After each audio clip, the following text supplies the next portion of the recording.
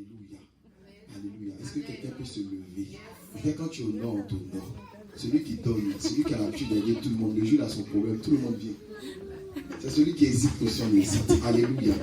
Est-ce que tu peux acclamer le Seigneur pour la vie de sa servante? Amen.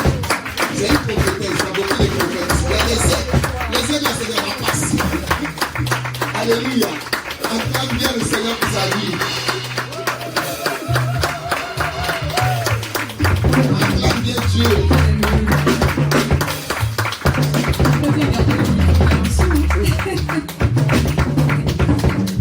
Est-ce qu'on peut acclamer pour l'instrument que le Seigneur s'est choisi pour introduire sa présence, le prophète Richard Mignon, est-ce qu'on peut acclamer pour ça?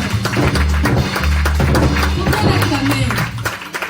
Si tu veux son option, il faut que tu acclames. Même quand tu acclames, ça peut tomber sur toi. Alléluia. Alléluia. Amen, amen, amen. Soyez salués au nom de Jésus. Je ris avec ma sœur prophétesse Jaël. Bon, allez me laisser. Alléluia. Je crois qu'aujourd'hui nous sommes tous des flammes de feu. Et ça correspond à la vision que j'ai eue ce matin. Je vais dire, mais à chaque fois qu'elle vient, elle a une vision, oui. Comme il a dit, prophète Mécha, qu'il faut aimer la présence de Dieu. Et quand tu aimes la présence de Dieu, tu n'as pas beaucoup d'efforts à faire parce que tu nages dans sa présence. Ça ne veut pas dire que tu es sans péché, ça ne veut pas dire que tout est parfait en toi, mais il y a véritablement ce lien et cette communion permanente. Et on doit chercher cette communion avec le Seigneur, encore plus en cette année. Alléluia. Amen. Dites, ça ne me suffit plus. Tout ce que j'ai vécu avant, ça ne me suffit plus. Parce que les combats de demain seront tellement puissants que ce que tu es aujourd'hui dans l'onction, ça ne suffira pas. Donc tu as intérêt à demander encore plus. Alléluia. Amen. Alléluia. Amen. Est-ce qu'on peut saluer la présence du Saint-Esprit en ce lieu? Est-ce qu'on peut saluer la présence du Saint-Esprit en ce lieu? Alléluia. C'est-à-dire que la présence de Dieu est là, elle est palpable, Moi, oui, encore, on voit la nuée encore qui est encore là. Alléluia. Mais la question serait de se poser, mais on voit la nuée, qu'est-ce qui se passe dans notre vie à nous? Qu'est-ce qui se passe dans nos personnes? Qu'est-ce qui se passe dans nos corps? Est-ce qu'il y a des manifestations de cette présence, de cette nuée? Est-ce qu'on serait devenu comme le peuple d'Israël qui était sorti de l'Égypte et qui marchait avec la nuée au-devant d'elle, au-devant d'eux, mais qui ne prenait plus en compte, en fin de compte, la présence du Saint-Esprit? Ce que je trouve merveilleux avec le Seigneur, c'est qu'il sait nous toucher au travers des enfants. Alléluia. Alléluia. C'est ainsi que Wesley a été touché encore une fois. Ça va, Wesley? Que le Seigneur te bénisse abondamment. Ça, c'est une personne. Ça devient un instrument, en fait, favori pour Dieu parce que il sait que quand il va être là, il y a quelque chose qui va se manifester en lui. Il va manifester la présence de ce Dieu. Et aujourd'hui, pourquoi est-ce que le Seigneur a dit qu'il était triste? Parce que c'est ce que j'entendais, et le Seigneur m'a dit tout à l'heure, il faut faire acte de repentance. Donc j'attendais, et je me disais, si ce n'est pas dit, quand je monterai là, on va tous s'agenouiller et on va tous faire acte de repentance.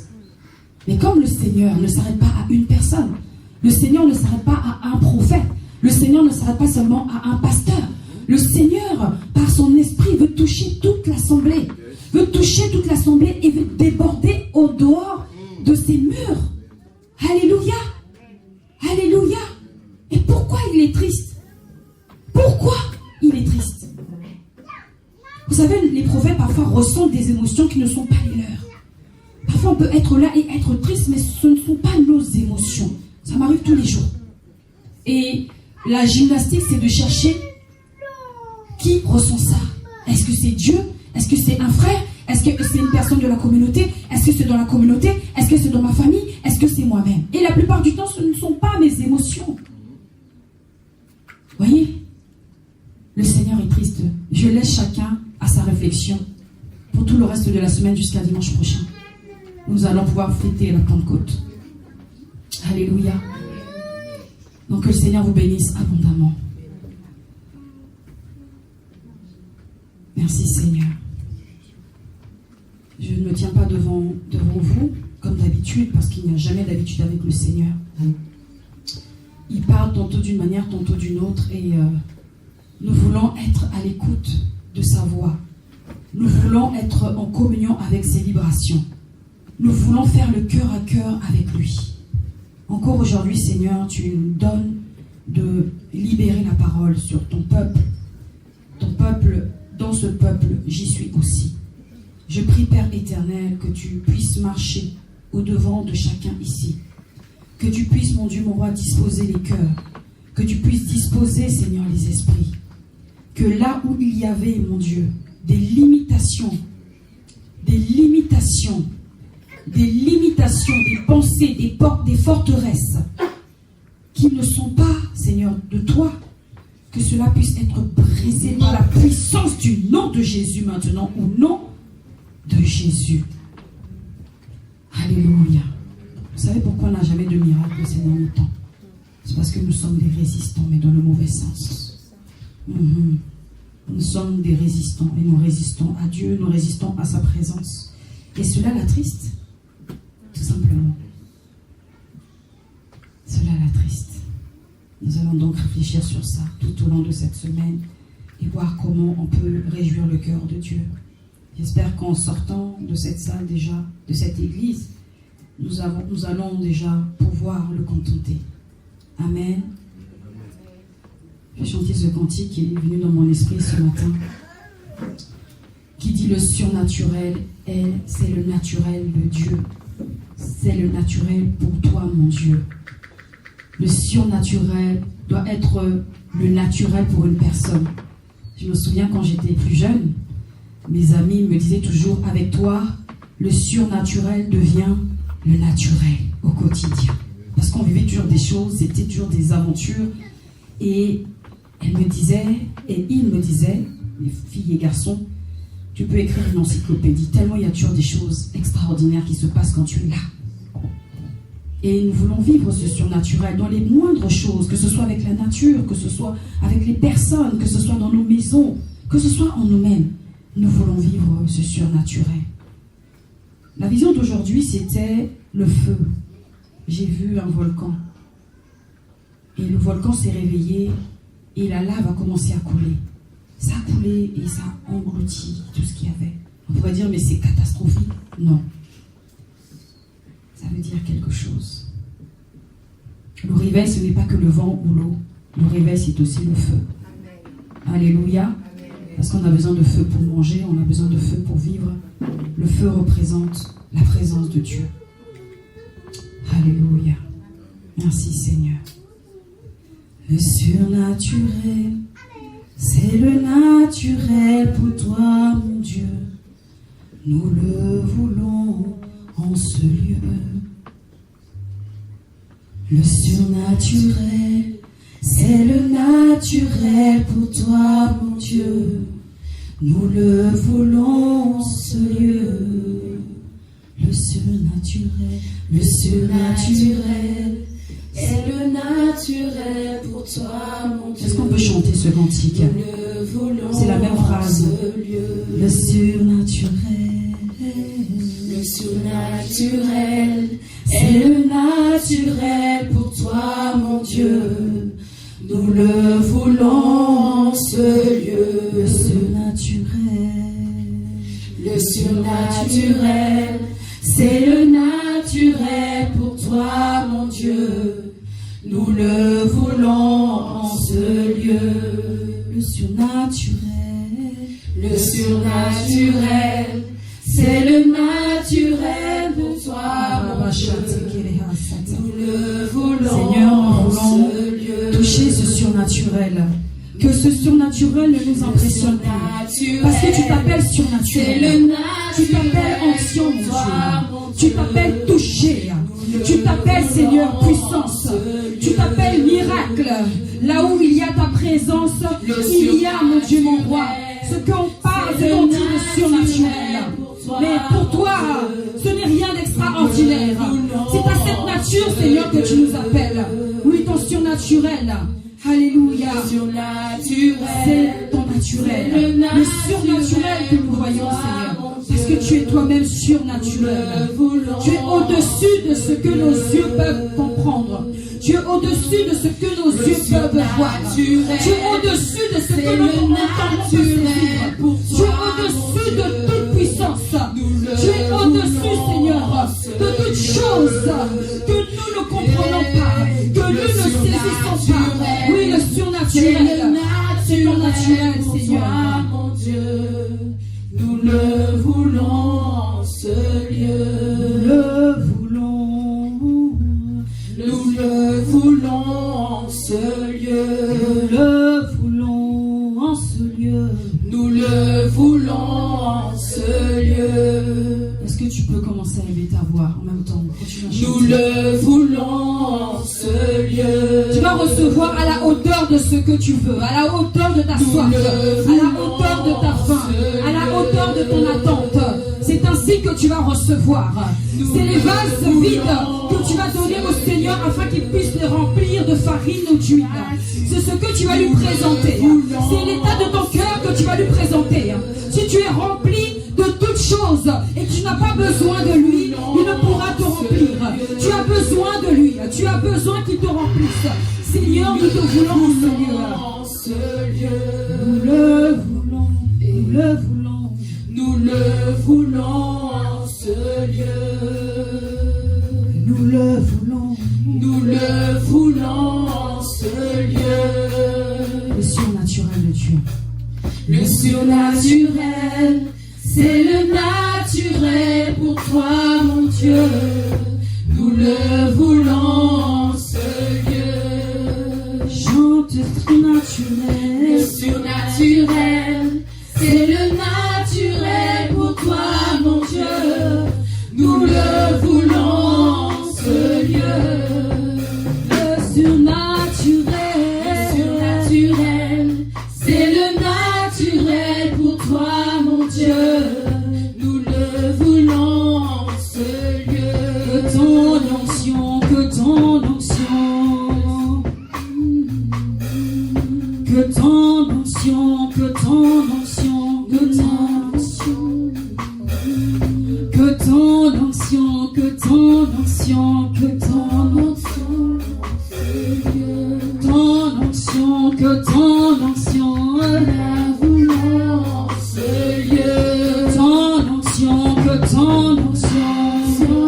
Descend sur moi. Que ton onction, Que que ton ton onction descend sur moi.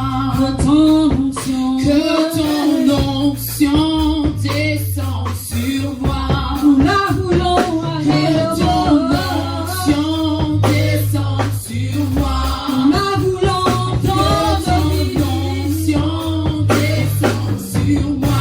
que ton onction, Que ton onction descend sur moi. que ton onction, Que ton onction descend sur moi. nous la voulons, Que ton onction descend sur moi. nous l'appelons, Que ton onction descend sur moi. qu'elle descend, Que ton en ce lieu onction que descend nous sur sommes, moi. oui, descend Saint-Esprit, Que que ton ton onction descend, que ton onction dynamisme descend faire, sur moi. alléluia, une action nouvelle, Que ton elle nous appelle, qui nous appelle à marcher, sur à moi. courir, à voler, à nous déployer, oui, que ton onction descende sur nous, que ton onction descende à Réhoboth, que ton onction descende dans ce lieu, que ton onction descende, Seigneur, dans ce jour, que ton onction descende, Seigneur, dans ce lieu, que ton onction descende, Seigneur, là où il y avait la mort, là où il y avait la maladie, là où il y avait la limitation, là où il y avait la peur, là où il y avait la peine, que ton onction descende maintenant. Que ton onction descend sur moi. Le surnaturel, c'est le naturel pour toi, mon Dieu. Nous le voulons en ce lieu. Le surnaturel, c'est le naturel pour toi, mon Dieu. Nous le voulons en ce lieu. Est-ce que tu peux acclamer pour la présence de notre Dieu?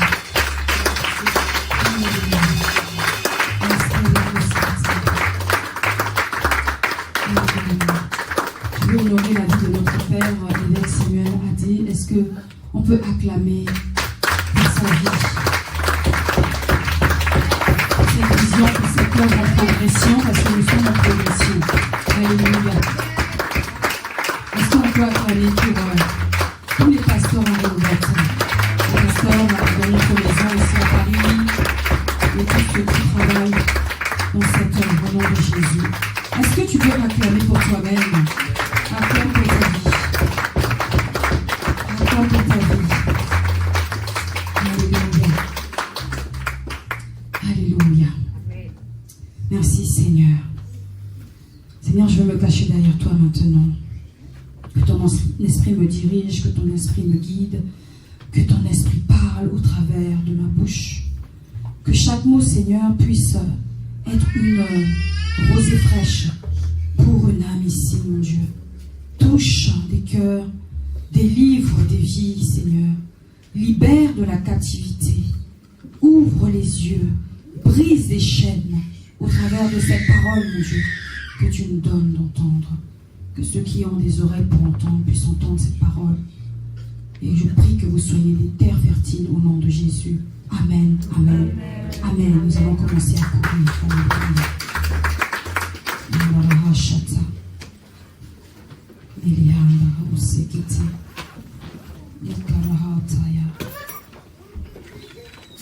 Alléluia.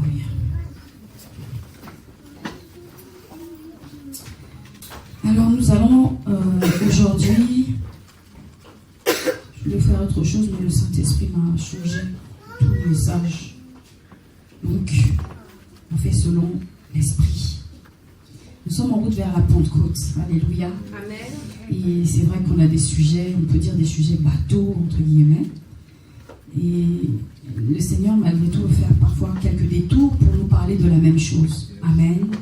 Pour qu'on arrive à une certaine logique, on arrive à une certaine compréhension de sa pensée. Aujourd'hui, nous allons parler de la pensée de Dieu. Et comment est-ce que le Seigneur veut qu'on puisse comprendre, en fin de compte, son langage et sa pensée? Alléluia. Est-ce que nous devons avoir une compréhension de son langage? Et si nous comprenons ce qu'il veut nous dire, nous pouvons saisir sa pensée. Alléluia. Amen. Nous ne pourrons jamais comprendre la pensée de Dieu si nous n'avons pas de quoi traduire son langage. Et souvent, ce qui fait défaut aux enfants de Dieu, au peuple de Dieu, c'est le manque, on va dire, d'interprétation. Amen. On ne dit pas dans tout et n'importe quoi, on dit juste le manque d'interprétation. Ce n'est pas donné qu'aux prophètes, ce n'est pas donné aux personnes, aux voyants, aux serviteurs de Dieu, aux pasteurs, mais c'est donné à tous. Alléluia. Alléluia. Alors, le Saint-Esprit m'a inspiré ceci, de faire une série sur le sujet que j'avais lancé la dernière fois, c'était, me semble-t-il, au mois de mars. Au mois de mars, le 19 mars 2023, j'avais entamé un thème qui s'intitulait « Itinéraire ou pérégrination d'un conquérant ». Alléluia. Et le sous-thème, c'était « Proclame et anticipe ta victoire ». Donc le Saint-Esprit m'a fait tout changer ce matin et il m'a suggéré, ou m'a inspiré, on va dire, de mettre cela en série. Donc, dont le sujet serait itinéraire ou pérégrination d'un conquérant, et de comprendre un petit peu les mécanismes, parce qu'on avait dit qu'il fallait comprendre les mécanismes, le processus par lequel le Seigneur nous fait passer afin d'arriver à l'accomplissement de ses promesses pour nous. Alléluia. Et quand nous n'avons pas cette compréhension, il y a plein de choses qui nous échappent et on voit même nos promesses mourir, comme le peuple d'Israël qui était sorti de l'Égypte, mais qui avait gardé l'Égypte en lui. Amen. Donc, je vais donc dans la série, j'ai repris le thème qui devient le sujet, itinéraire ou pérégrination d'un conquérant. Et donc là, je vais plutôt mettre un autre thème, comprendre le langage et la pensée de Dieu. Et le sous-thème serait « Sois l'habitant de ton espace ».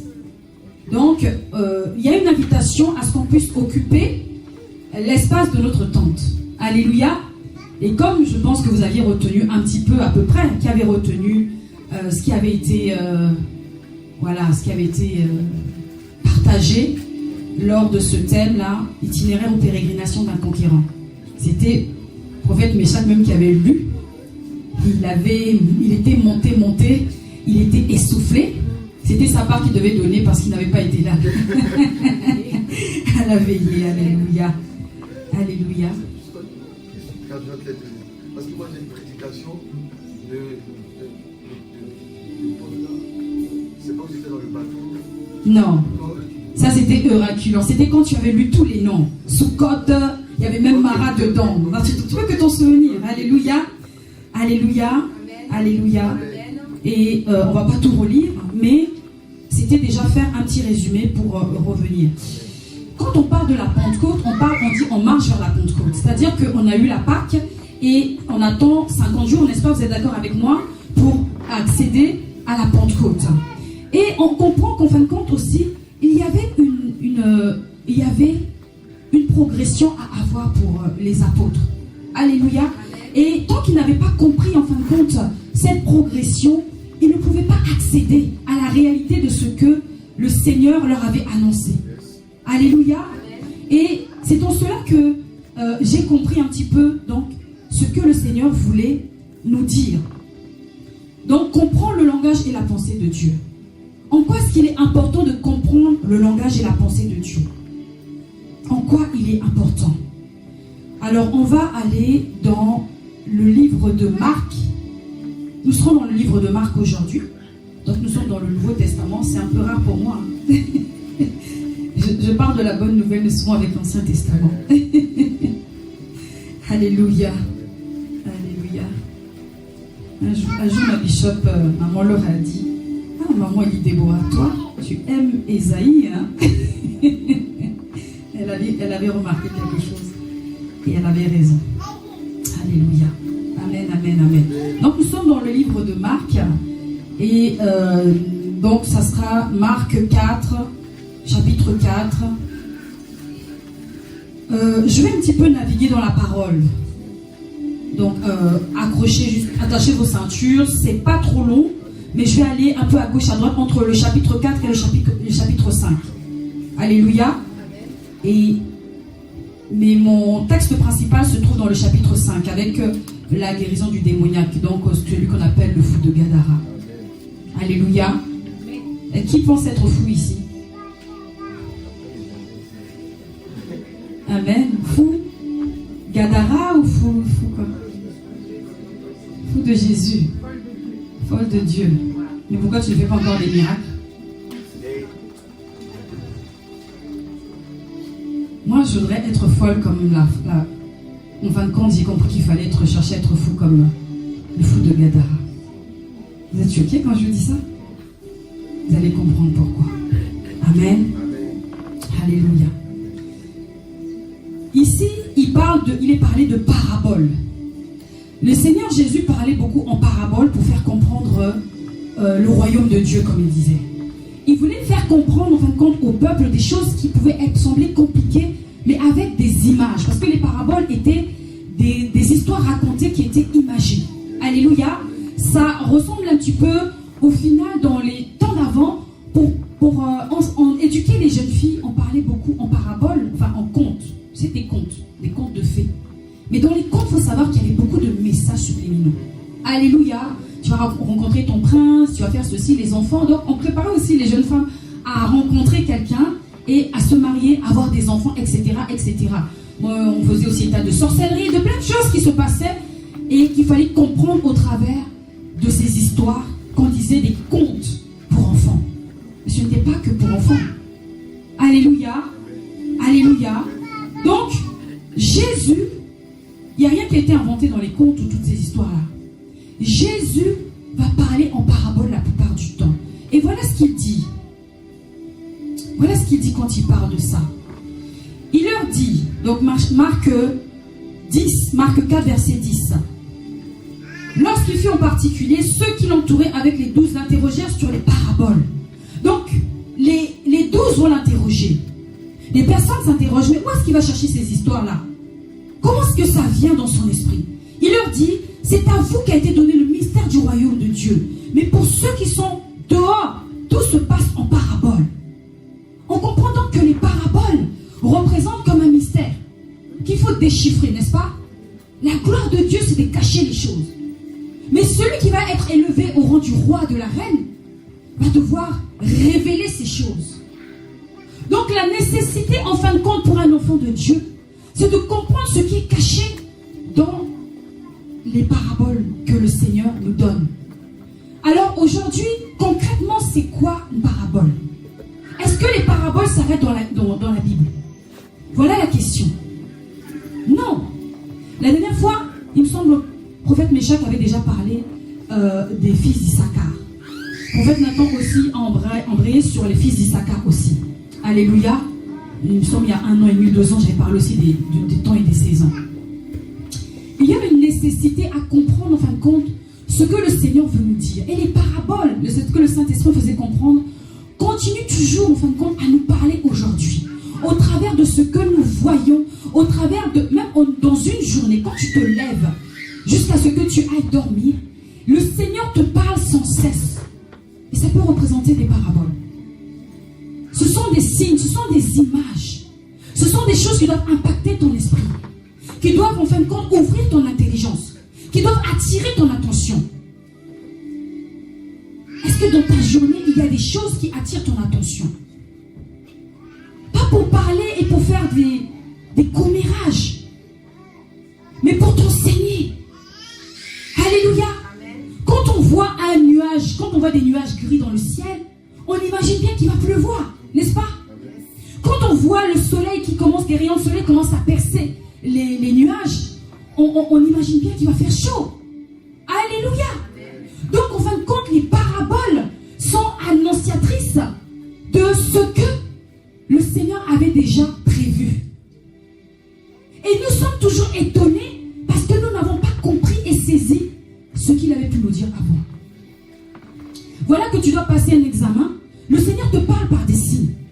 Mais toi, tu n'as pas saisi, tu n'as pas compris que le Seigneur te parlait. Pourquoi? Parce que tu t'attends à ce que tu aies un rêve et qu'on te dise que les choses vont se passer de telle manière, telle manière, telle manière.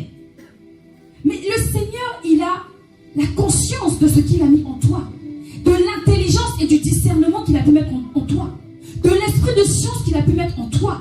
Alléluia. L'esprit de révélation qu'il a pu mettre en toi. À quoi cela sert-il de te donner toutes ces choses si ces choses sont endormies?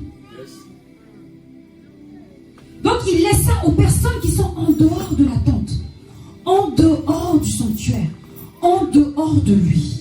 Ceux qui ne le connaissent pas encore sont aveuglés. Mais toi, tu es censé déchiffrer, connaître ce langage. Alléluia. Pourquoi est-ce qu'on passe à côté de certaines choses dans notre vie? Le Seigneur nous parle. Il y a des choses qui nous annoncent des années auparavant. Mais quand ces choses arrivent, nous sommes choqués.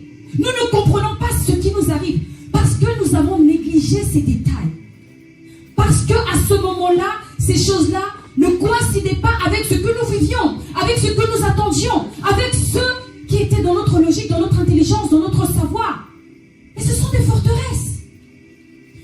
Il dit, c'est à vous qu'a été donné le mystère du royaume. Mais ces mystères sont illustrés par les paraboles à certains moments. Alléluia. Mais pour ceux qui sont en dehors, tout se passe en paraboles.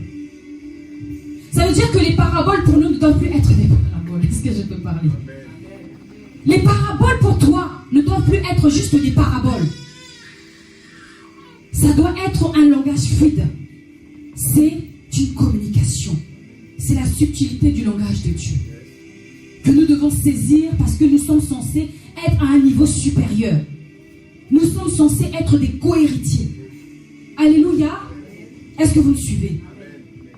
Donc les paraboles sont des comparaisons, comme des comparaisons.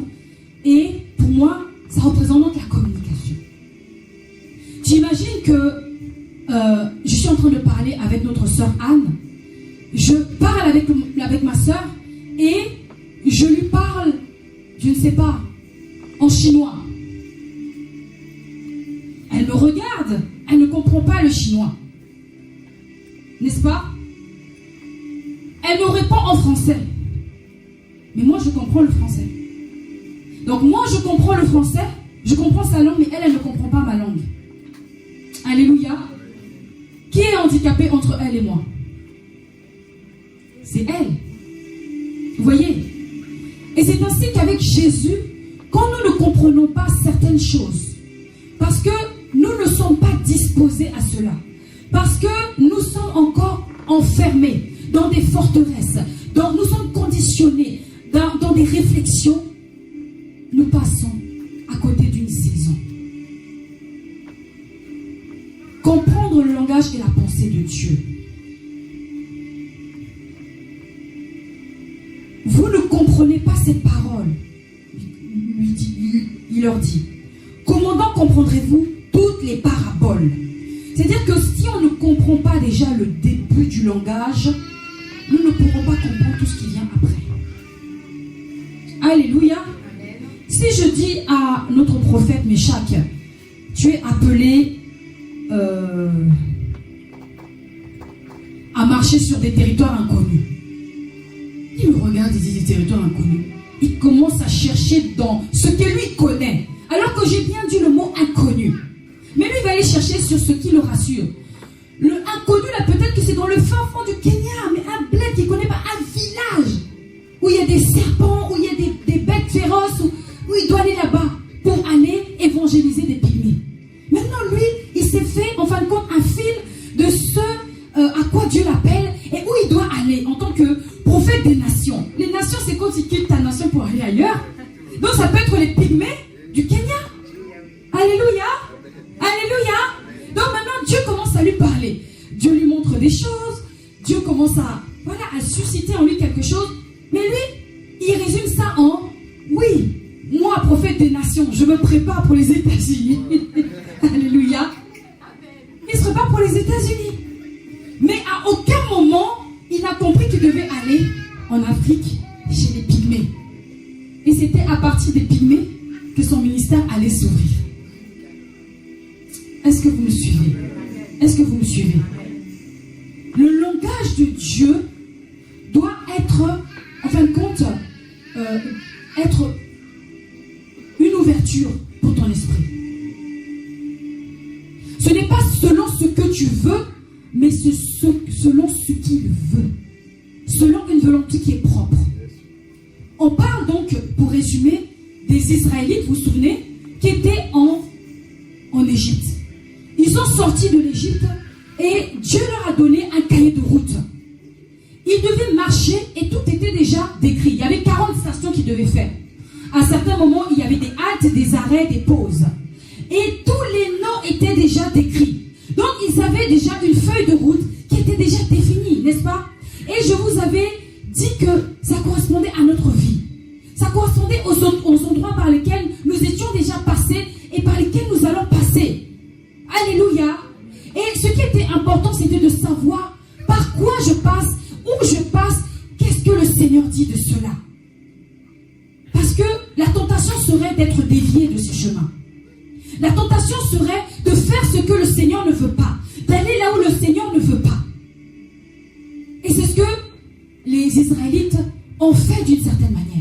Ils ont fait tout le chemin, mais ils n'ont pas su prendre toutes les richesses, toute l'intelligence, toute la force, toute la puissance, toute la sagesse qui était, en fin de compte, attachée à chaque station. On a parlé des stations, on a parlé des étapes, on a parlé du chemin. Alléluia. Et donc, c'est devenu des pérégrinations. C'était devenu compliqué pour eux. Ce qui était censé être des étapes, un chemin, c'est devenu des pérégrinations. Il y a la peine qui est entrée dedans, il y a la tristesse qui est entrée dedans. La lassitude et le manque de foi, la crédulité et la mort. Ils sont tous morts dans le désert. Mais ce n'était pas la volonté de Dieu. Mais Dieu ne peut pas forcer celui qui l'appelle ou celle qui l'appelle. Dieu ne peut pas te forcer là où tu ne veux pas aller. Dieu ne peut même pas te forcer avec toute l'onction qu'il t'a donnée, toute la vision qu'il t'a donnée, toute la puissance qu'il t'a donnée. Il ne peut pas te forcer. Est-ce que je parle à quelqu'un ici? Alléluia. Nous voulons comprendre. Les paraboles reflètent donc la manière pour Jésus de communiquer sa pensée. Mais pas seulement une pensée. De communiquer quelque chose de beaucoup plus grand qui doit être le ciel ouvert constamment au-dessus de nos têtes. Alléluia. Donc à chaque fois que tu comprends les signes, à chaque fois que tu comprends le langage, il y a quelque chose qui s'ouvre de plus en plus. Il y a le ciel qui s'ouvre de plus en plus au-dessus de ta tête. Et c'est donné à tout le monde, même aux enfants. Alléluia. Amen. Amen. Je vais donc prendre le livre de Marc et on va naviguer un petit peu comme ça. Je vais résumer très rapidement parce qu'on ne pourra pas tout lire. Le Seigneur dit dans Marc 4 au verset 26, il en est du royaume de Dieu comme quand un homme jette de la semence en terre. Il va donner des paraboles. Il va donner plusieurs paraboles. Alléluia. Il va donner la parabole du semeur, de la semence du grain de sénévé ou grain de moutarde pour les uns ou les autres. Et il va parler de plusieurs manières. Et je me suis rendu compte que tout cela était lié. Elles avaient toutes ces paraboles-là un sens commun. Et c'était, en fin de compte, comme un chemin, comme une feuille de route qui était dressée devant les disciples. Mais on va voir que les disciples n'ont rien compris à cela. Et c'est ce qui nous arrive bien souvent. Le Seigneur ne vient jamais, en fin de compte, de ce que je comprends par surprise, comme on le dit. C'est nous qui sommes surpris. Mais Dieu n'est jamais surpris. Pourquoi? Parce qu'il avait déjà montré le nuage qui était en train de prévenir de la pluie. Il avait déjà montré le rayon de soleil qui prévenait, en fin de compte, du bon temps ou du beau temps. Donc toi, tu es étonné parce que tu n'as pas su prendre. Alléluia. Tu n'as pas su prendre quoi? Tes dispositions.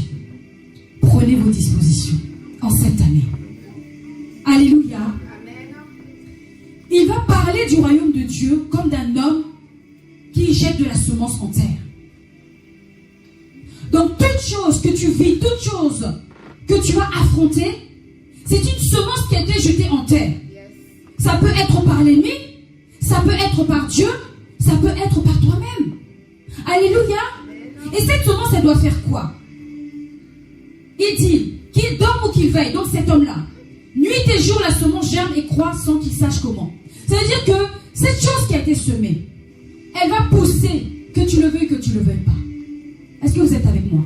Cette chose qui est tombée, elle va pousser, que tu le veuilles, que tu ne le veuilles pas. Pourquoi? Parce qu'on apprend que c'est tout simplement la loi de la nature. Un bébé, quand il naît, est-ce qu'il reste un bébé? Non. Même si tu ne lui donnes pas beaucoup à manger, même si tu le frappes, même si tu le maltraites, même si tu le négliges, il va quand même grandir. Il va grandir mal, il va grandir. N'est-ce pas? Et donc, on se rend compte que ce n'est pas plus parce qu'on va trop faire. Pour certaines choses dans notre vie, ce n'est pas parce que tu vas trop faire. Ce n'est pas parce que tu vas t'épuiser dans cela que tu vas donner la forme, toi. Tu ne pourras pas donner la forme à cette chose. Parce que ce qui se passe en dessous, tu ne peux pas le voir. L'action qu'il y a en dessous, quand la graine est tombée, tu ne peux pas la voir. Tu auras la surprise, quand la chose, elle aura germé. Et voilà ce qu'il dit. La terre produit d'elle-même d'abord l'herbe, puis l'épi, puis les grains, tout formés dans l'épi. C'est-à-dire qu'on voit une progression. Quand on voit qu'il y a l'herbe, on se dit qu'il va y avoir l'épi. Quand on voit qu'il y a l'épi, on dit qu'en fin de compte, il y aura un fruit. On pense au maïs notamment. Alléluia, qui a cette manière de pousser. Et dès que le fruit est mûr, on y met la faucille car la moisson est là. Donc quand on voit une personne arriver avec sa faucille, on imagine bien que la moisson est... On imagine que la moisson est là. Une personne ne peut pas venir avec sa faucille s'il n'y a pas de moisson. S'il n'a rien à prendre. si elle n'a rien à prendre. Alléluia. Mais dans notre chemin, nous venons bien souvent avec des fossiles et il n'y a rien à prendre. Pourquoi? Parce qu'on est venu et on s'est dit que le grain était là. Mais on n'a pas fait attention à l'herbe et à l'épi. Est-ce que je parle à quelqu'un? Vous ne comprenez pas encore, vous allez bien comprendre. Alléluia. Alléluia. Il y a beaucoup de paraboles que le Seigneur nous donne à donner à ses disciples de comprendre. Mais on se rend compte que leurs yeux spirituels étaient encore fermés. L'évêque Samuel Adé fait des allers-retours entre la Côte d'Ivoire et ici. Et il se tient devant nous à chaque fois. Il nous parle de certains mystères que nous sommes censés détecter, que nous sommes censés comprendre, que nous sommes censés saisir, que nous sommes censés attraper, qui sont censés être révélés à nous. Mais, il y a un mais. Parce que nous ne comprenons pas toujours ces choses-là. Pasteur Nathan se tient ici. Pasteur Jaël se tient ici. Je me tiens ici. Pasteur Faith, Pasteur Méchac. Et tous les orateurs que Dieu veut bien envoyer dans cette maison pour nous parler. Mais qu'est-ce qui fait qu'il y a encore des choses qui sont des choses basiques que nous ne comprenons pas? Nous voulons la faucille, nous avons la faucille dans les mains. Alléluia. Mais nous n'avons pas la graine qui a germé.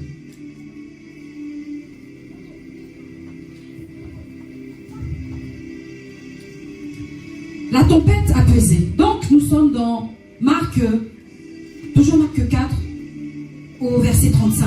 Ce même jour, sur le soir, Jésus leur dit, passons à l'autre bord. Donc il va parler de plusieurs paraboles.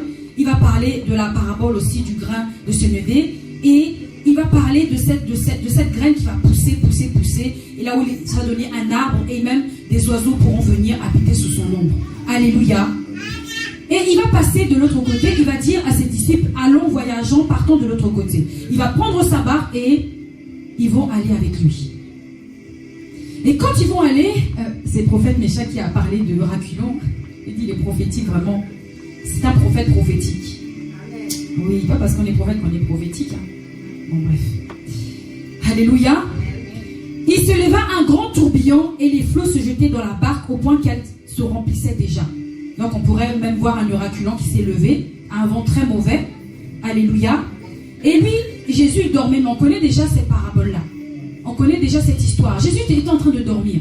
Et les disciples, je vais faire ça comme une histoire, vont commencer à paniquer.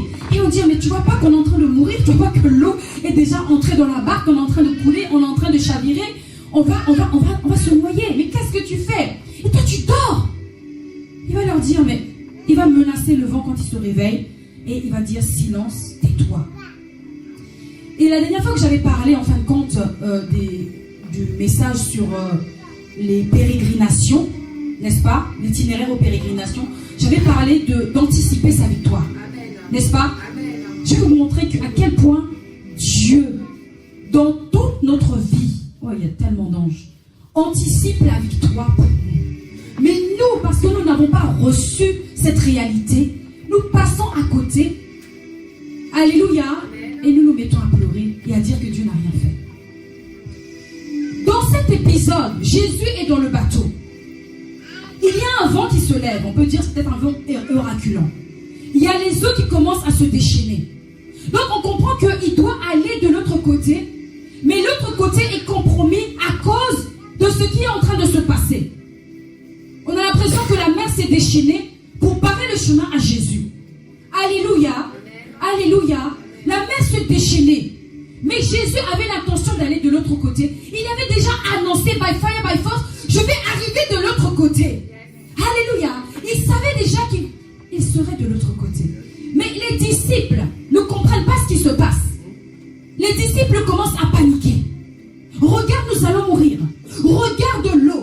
Regarde les flots. Regarde comment c'est violent. Regarde comment nous sommes submergés. Et c'est ainsi que nous nous comportons dans nos vies.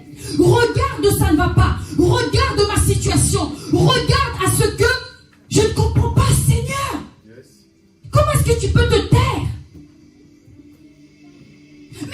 Jésus, le premier mot qu'il avait dit, la première phrase, c'était « Allons de l'autre côté. Passons à l'autre bord. » Ça suffisait pour Jésus. Mais pour les disciples, ça ne suffisait pas parce qu'ils n'avaient rien entendu. Alléluia. C'est ainsi que tu reçois une prophétie, un message de Dieu. On dit que tu seras béni financièrement. Ton compte commence à prendre l'eau. Ton compte commence à être noyé par les factures, les saisies, les problèmes. Tu dis, mais c'est quelle histoire ça? Non, ça c'est pas un vrai prophète ça. Faux prophète de malheur. Au nom de Jésus, je me déconnecte à tout esprit de faux prophète. Au nom de Jésus, j'envoie le feu. Et tu vas recevoir le feu en retour parce que tu es en train d'envoyer le feu sur une personne qui t'a vraiment dit la vérité. Mais c'est toi qui n'as pas compris. Alléluia. On te dit une chose. Sache que tu vivras le contraire. Sache que tu vivras l'opposition d'abord. Sache que les choses seront complètement retournées d'abord. Alléluia. Alléluia. Toi, tu veux plus travailler la parole de Dieu. Mais c'est là que tu vas commencer à devenir lourd. Tu as pris des décisions. Tu t'es dit, mais voilà, cette année, moi, je veux être plus assidu avec la parole de Dieu, avec la méditation de la parole. Et là, à chaque fois, il y a des problèmes. Tu es malade, tu as mal au ventre, tu es lourd, tu as sommeil, tu as plus de travail. Tu as décidé d'être plus gentil, moins rabat-joie, moins rabat-joise.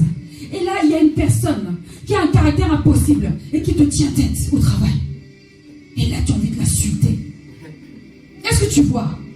C'est tout le contraire qui doit se passer. Jésus annonce une chose et voilà qu'un événement survient. C'est dans cela que nous devons comprendre toute, en fin de compte, la progression de ce que le Seigneur veut nous montrer dans nos propres vies. Alléluia. Toi, tu vas être prophète des nations, prophétesse des nations, mais tu vas d'abord rester là. Même pour bouger, même, ça sera difficile pour toi. On dirait que tu es devenu statue de Paris. Oui. Tu veux te marier. Tu n'auras même pas un prétendant pour ne serait-ce que se présenter. Tu te dis, mais quand je ne voulais pas me marier, quand je n'étais pas résolu à cela, il y avait tellement de prétendants. Et là, il n'y a pas de prétendant. C'est quoi? Et pourtant, je veux me marier maintenant. Tu vas vivre le contraire. Est-ce que tu peux dire avec moi, je veux vivre le contraire? Mais que cela ne devienne pas des pérégrinations. Alléluia. Cela ne doit pas être pour autant une peine pour toi, un chagrin. Tu dois comprendre parce que tu n'as pas saisi ce que le Seigneur voulait te dire. Le Seigneur a annoncé, nous allons passer de l'autre côté. Et quand il va se réveiller, il va te dire silence, tais-toi. Et il va avoir un grand calme. Et là, on voit que c'est la victoire anticipée, la victoire proclamée par Jésus lui-même déjà. Est-ce que vous m'avez suivi? Vous ne m'avez pas suivi? Jésus proclame déjà la victoire, il anticipe, il proclame la victoire de ce qui va se passer après. Est-ce que vous me suivez? Est-ce que vous me suivez? Suivez-moi bien seulement, après on va atterrir. Il proclame, quand il dit tais-toi, il dit silence. Il est en train de proclamer la victoire. Alléluia. Le Seigneur n'a pas besoin de beaucoup de mots pour parler de ta victoire. Pour parler, alléluia, de ta victoire. Mais toi, tu attends qu'il te fasse des joutes oratoires. Tu attends qu'il te fasse une dissertation. Ça va se passer comme ça. Après, tu vas voir celui-ci. Ensuite, après, tu vas te diriger comme ça. Le Seigneur ne fonctionne pas comme ça. C'est la logique humaine.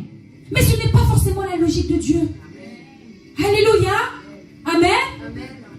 Et même ses disciples vont être saisis de frayeur. Est-ce que vous comprenez ça? Il leur dit les paraboles. Vous n'avez même pas besoin de paraboles, vous. À vous, je vous parle directement. À vous, je dis les choses. À vous, j'ouvre le ciel. À vous, je montre les mystères. Mais ils sont encore étonnés, ils sont pris de frayeur.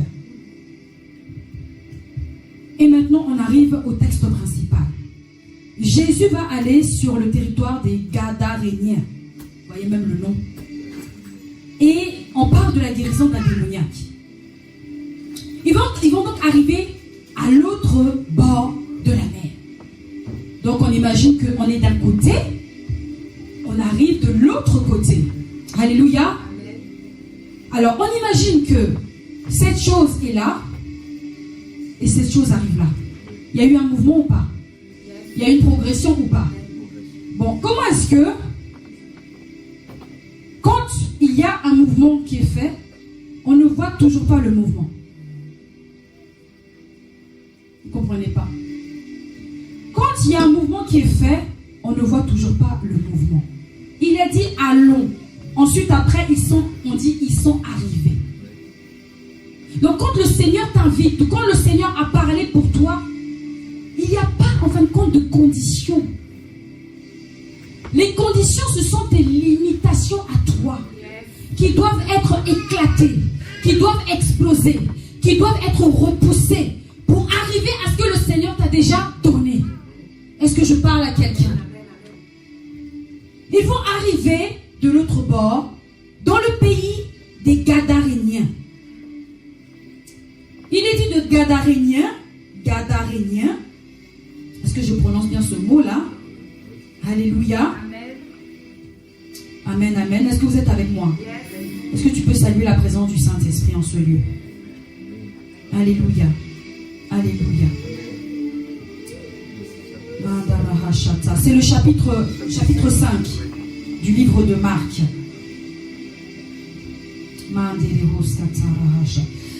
Gadarénien ou Gérasénien.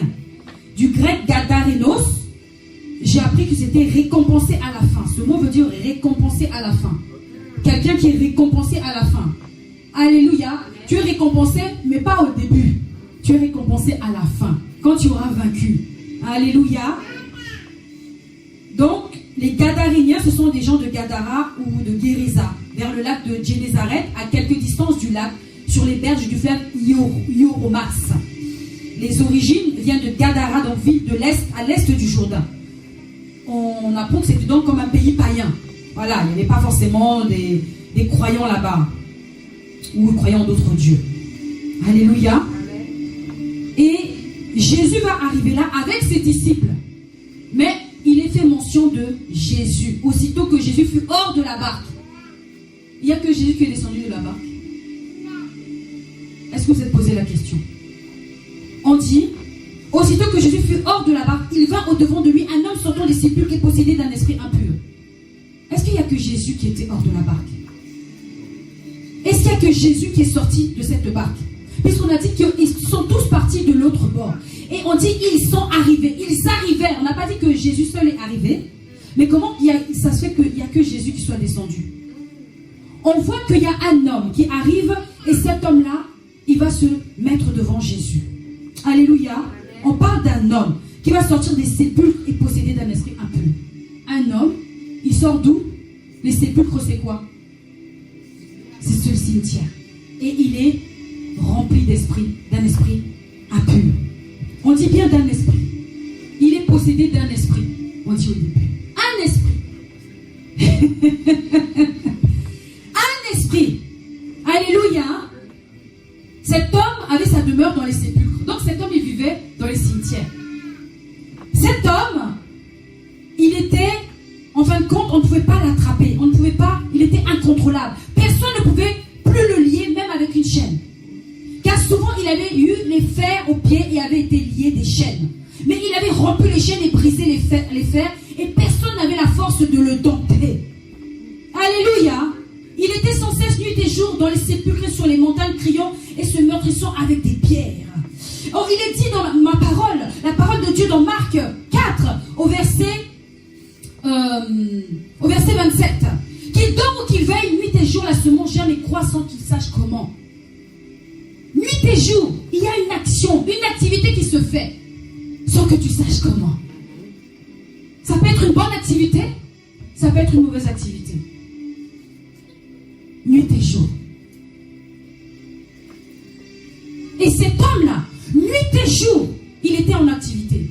L'esprit qui l'animait était en activité. Il ne le laissait pas tranquille. Sans cesse, il était persécuté. Alléluia. Il était oppressé. C'est ainsi qu'il y a des choses qui sont en nous, qui oppressent nos vies. Nuit et jour. Quand tu penses que c'est que la nuit. Quand tu te réveilles, tu dis il y a un peu de soleil, je pars au travail, je suis un peu loin de tout ça. Mais cette chose t'oppresse aussi le jour. Parce qu'il y a une activité. On a parlé de la semence qui tombe en terre. Ensuite, après, les choses qui se passent en dessous, tu ne les vois pas. C'est un message de délivrance que je suis venue libérer aujourd'hui à une personne. Si tu comprends ce message, tu vas comprendre des choses dans ta vie et tu vas pouvoir t'en défaire. Au nom de Jésus. Alléluia. Cet homme-là, on ne pouvait plus le lier. On ne pouvait plus le toucher. On ne pouvait plus s'approcher de lui. On ne pouvait plus rien faire avec lui. Son cas était perdu. Ayant vu Jésus de loin, il va accourir et va se prosterner devant Dieu. Il voit Jésus de loin, il vient et il se prosterne devant Jésus. Et il va s'écrier d'une voix forte: qu'y a-t-il entre moi et toi, Jésus, fils du Dieu très haut? Je t'en conjure au nom de Dieu, ne me tourmente pas, car Jésus lui disait: sors de cet homme, esprit impur. Jésus est arrivé directement. On ne parle toujours pas des disciples. Les disciples sont, je ne sais pas où. On parle de Jésus seul. Jésus va voir un homme. Son esprit va voir un esprit. Directement, avant même que les esprits commencent à se manifester, lui-même cet homme va venir s'agenouiller. Bon, je pose la question.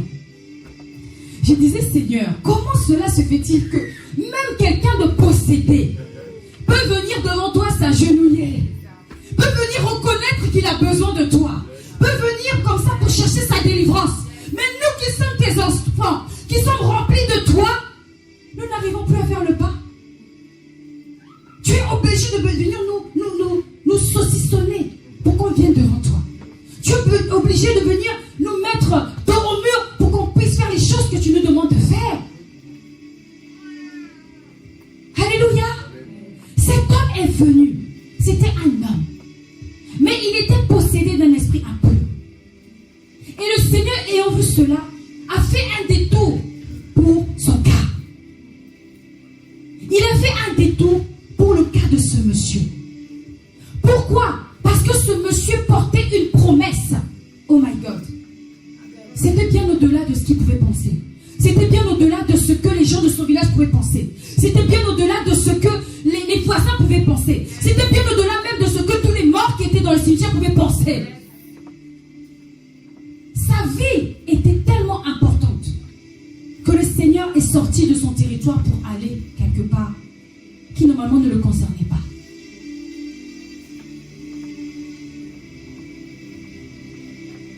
Il y a des territoires, il y a des choses pour lesquelles tu as dévié, mais le Seigneur est venu te chercher là-dedans. Mais est-ce que tu as cédé la place? Est-ce que tu as accepté de revenir? Est-ce que tu as accepté de laisser ces choses? Alléluia. Cet homme était emprisonné. Cet homme avait des esprits. Et on va voir la suite rapidement. Il va lui demander quel est ton nom. Pourquoi il demande quel est ton nom? Parce que quand Jésus lui demande, Jésus connaît son nom. Jésus sait de quoi cet homme est animé. Mais il lui demande son nom tout simplement parce que ce qui est nommé est maîtrisé. Ce qui est nommé est maîtrisé. Ce qui est nommé dans ta vie, ce qui est en train de te tourmenter nuit et jour, alors que tu le nommes, cette chose est maîtrisée. Il avait juste besoin d'entendre qu'il puisse confesser lui-même ce nom. Et il va lui dire: je m'appelle Légion. Légion va représenter quoi? 2000 personnes. 2000 esprits. Vous voyez, au début on dit un esprit impur. Mais quand il va nommer cela, on va voir que derrière une chose, il se cache plusieurs choses. Et il va lui prier de sortir. Et il va demander même à cet homme, à Jésus, de l'envoyer. Donc ces esprits vont demander à Jésus de les envoyer hors du pays. Il y avait des montagnes. Il y avait un grand troupeau de pourceaux. Et qu'est-ce qu'ils vont faire? Jésus va accepter. Mais vous pensez que Jésus accepte comme ça? Quand Jésus détruit, il détruit. Alléluia. Quand Jésus détruit, il détruit en profondeur. Il va accepter parce qu'il veut juste que cet homme soit libéré. Il veut juste que cette chose s'arrête dans sa vie. Mais maintenant, moi je me pose la question. Comment un homme à lui tout seul peut contenir 2000 démons, 2000 esprits, 2000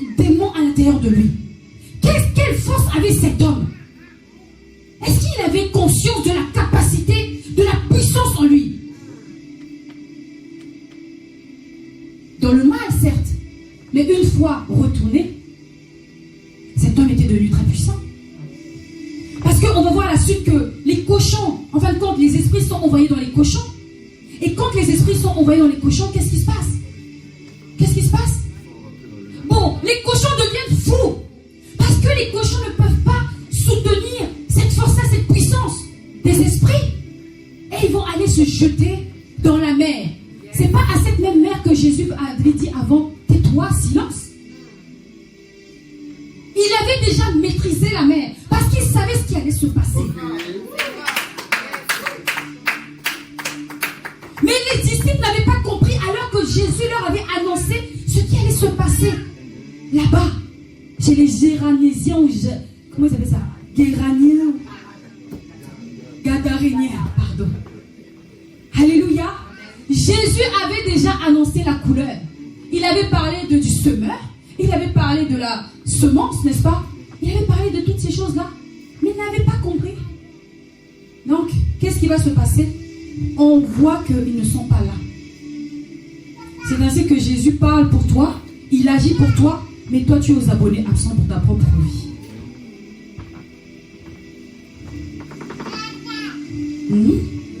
Après, oh Seigneur, où es-tu? Tu ne fais rien pour moi, mais pourquoi tu ne réponds pas? Après c'est la colère. Moi je prie plus, je donne plus ma dîme, je donne plus les offrandes, il ne se passe rien. Alléluia. Amen. Mais Jésus avait déjà parlé. Si seulement ils avaient fait attention. Le sous-thème c'est « Sois l'habitant de ton espace ». Cet homme que l'on voit là, c'était un homme qui était habitant dans les sépulcres, qui habitait un espace qui était lui-même habité. Je répète, il habitait un espace qui était lui-même habité, habité par les morts, et lui-même était un espace habité. Donc tout ce qui était là était rempli de démons. Jésus était obligé de passer par là parce qu'il y avait un homme tellement fort et puissant. Le vieil homme, l'homme puissant, l'homme fort dans ce quartier, dans ce pays, il devait le faire tomber. Alléluia. Quand Jésus se lève dans ta barque et dans ta situation, sache que les choses ne doivent pas résister. Sache que les choses ne doivent pas résister. Tu ne laisses pas les choix à ces choses parce que Jésus, là, sur le territoire, il y a tout qui doit être brisé. La maladie, les incertitudes, les comment, pourquoi, les tristesses, la dépression qui veut venir, l'échec. Cet homme, son cas, je ne sais même pas comment on peut dire ça. Et Jésus va appliquer ce qu'il a dit dans Ésaïe 61, qui dit quoi? Ou même il a dit dans Luc, l'Esprit de Dieu est sur moi.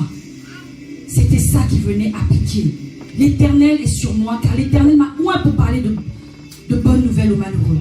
Il m'a envoyé pour guérir ceux qui ont le cœur brisé, pour proclamer aux captifs la liberté et aux prisonniers la délivrance. C'est ce qu'il était venu faire à cet homme. Il était venu proclamer sa délivrance. Il était venu nous sortir de la captivité. Alléluia. Cet homme, pendant des années, avait été cette semence qui était tombée. Mais on ne sait pas ce qui était tombé avec lui. On ne sait pas quel engrais avait été mis en même temps que lui. On imagine 2000 démons dans un petit corps. 2000 démons qui bougent nuit et jour. On a dit que quand l'homme jette la semence, il ne s'en occupe plus, on ne sait pas ce qui se passe en dessous.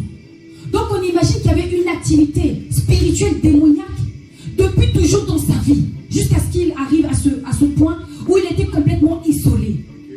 Voilà que dans nos vies, il y a des choses qui se passent depuis belle lurette, depuis des années. Et on se rend compte de ces choses-là qu'à un moment où les choses explosent, où on ne comprend plus rien, où la situation nous dépasse, où la situation est intraitable, intenable, où on ne peut plus rien maîtriser.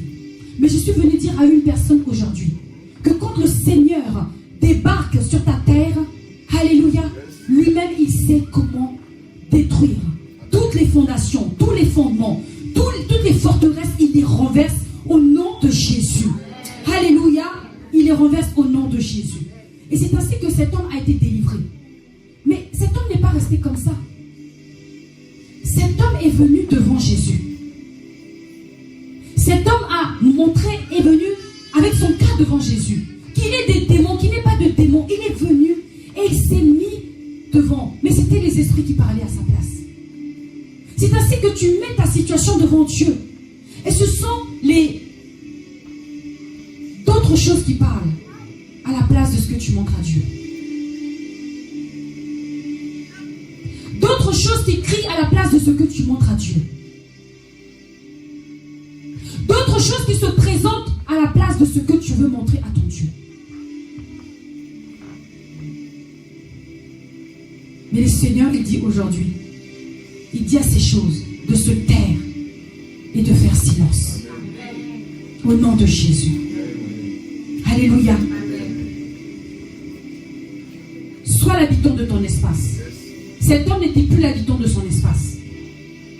Quand on parle du corps, on parle de la vie. C'est un espace que le Seigneur nous donne. Il y a l'espace physique, comme je dis souvent, et l'espace spirituel. Cet homme, physiquement, était rempli de démons. Il était enchaîné. Et il avait brisé les chaînes. Mais ma parole me dit, alléluia, et c'était l'apôtre Paul qui parlait souvent de ces chaînes. Est-ce que vous vous souvenez de cela? Il parlait de lui comme une personne qui était ambassadeur dans les chaînes. Cet homme, à première vue, était libre. Il pouvait aller et venir. Mais il était complètement captif. Et le Seigneur était arrivé là, sur ce chemin-là, pour renverser la tendance. Souvent, on nous voit avec un beau maquillage, on nous voit avec des beaux vêtements, des belles chaussures. Mais il y a des hommes dans notre vie, comme l'a dit tout à l'heure, prophète Méchant, il a dit, vous connaissez vous-même ce qu'il y a dans vos vies là, les zones que vous devez toucher, que vous devez mettre devant Dieu. Le Seigneur tout à l'heure nous a dit, pliez le genou. Cet homme est arrivé et a plié son genou. Mais il était démonisé. Mais même étant démonisé, il a plié le genou. À combien plus forte raison, toi, qui as Christ en toi? Alléluia.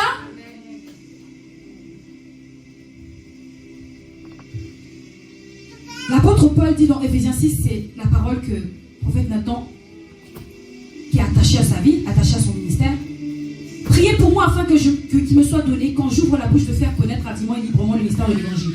Et au verset 20, il est dit, pour lequel je suis ambassadeur dans les chaînes, et que j'en parle avec assurance comme je dois en parler, pour lequel je suis ambassadeur dans les chaînes. Cet homme-là, il était dans les chaînes, mais il n'était pas ambassadeur. Il était ambassadeur de quoi? Du monde des ténèbres. Il y a des situations que nous présentons, mais que nous ne mettons pas devant Dieu, afin qu'il puisse les glorifier. Parce que nous ne nous présentons pas comme des ambassadeurs, des ambassadrices. Nous sommes libres, nous marchons, nous faisons les choses, nous travaillons. Mais il y a encore des domaines dans nos vies qui sont liés, qui sont enchaînés. Mais ces choses ne se voient pas à l'œil nu. Vous voyez, cet homme, il avait brisé toutes les chaînes. On dirait, mais celui qui brise les chaînes, c'est Jésus. Mais comme nous sommes dans un royaume renversé, avec Jésus, tu n'as pas les chaînes dans tes mains, mais ton cœur est enchaîné, ta vie est enchaînée, ton esprit est enchaîné à Jésus, et tu es ambassadeur dans les chaînes. Alléluia. Vous voyez que l'ennemi prend toutes les promesses de Dieu pour nous, et il les renverse parce qu'il nous manque la connaissance. Tout était renversé dans la vie de cet homme. Tout était chamboulé dans sa vie, nuit et jour. Et le Seigneur a pu se frayer un chemin pour arriver à lui. Et pour renverser ces choses. Est-ce que je parle à quelqu'un? C'est un message de délivrance. 2 Timothée 2,9 dit, pour lequel je souffre jusqu'à être lié. Mais la parole de Dieu n'est pas liée. La parole de Dieu, la promesse de Dieu en toi n'est pas liée. La promesse de Dieu dans la vie de cet homme n'était pas liée. Sa vie était liée. Ses nuits étaient liées. Sa santé était liée. Sa santé mentale, psychologique était liée. Mais la parole de Dieu, Jésus lui-même qui était la parole, est apparu. Et a fait en sorte que cette parole se fasse chair en cet homme. Et cet homme a été délivré au nom de Jésus. Amen. Alléluia. Amen. Et qu'est-ce qui va se passer? cet homme-là, il est délivré. Et la nouvelle va se répandre. Parce que les bergers qui étaient en train de garder les cochons se sont enfuis. Et ils sont partis parler partout. Oh, je prie pour qu'il y ait un bruit fracassant dans ta vie. Une explosion qui va annoncer ta victoire au nom de Jésus. Que là où tes ennemis s'étaient levés, ils étaient en train de guetter nuit et jour. Ils t'oppressaient nuit et jour. Ils étaient en train de t'enfermer nuit et jour. Parler de toi. Parler contre le projet de Dieu dans ta vie. Qu'alors qu'ils entendront un bruit fracassant, ils vont entendre, ils vont voir, ils vont croire que tu es mort. Mais c'est pour ta résurrection. Au nom de Jésus. Alléluia. Alléluia. Alléluia. Il y a des personnes qui doivent être touchées de façon particulière. Le Seigneur me parlait en fin de compte de ce message comme un message d'évangélisation, comme un message de réveil. Parce que cet homme, toute sa vie était endormi. Il faisait du bruit pour rien. Parce qu'il n'y avait rien, il était caverneux. Il était vide de sens. Il était vide de vie.